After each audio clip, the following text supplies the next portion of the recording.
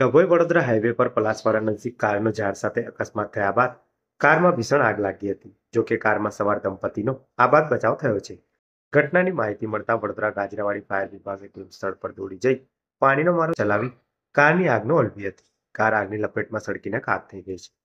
મળતી માહિતી અનુસાર ડભોઈ વડોદરા હાઈવે પર પલાસવાડાથી આગળ પેટ્રોલ પંપની સામે આજે સવારે કાર ઝાડ સાથે અથડાતા આગ લાગી હતી. ઘટનાની માહિતી મળતા વડોદરા ગાજરાવાડી ફાયર વિભાગની ટીમ સ્થળ પર દોડી જઈને પાણીનો મારો ચલાવી કારની આગ ઓલવી હતી. નર્મદા પરિક્રમાથી પરત ફરતા દંપતીને અકસ્માત નડ્યો હતો.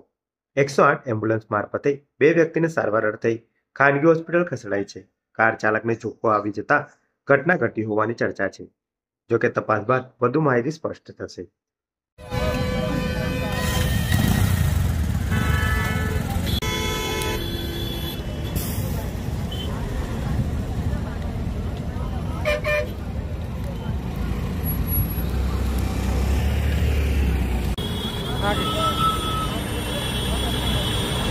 चलिए 108 पे तेज चालो ट्रैफिक से हो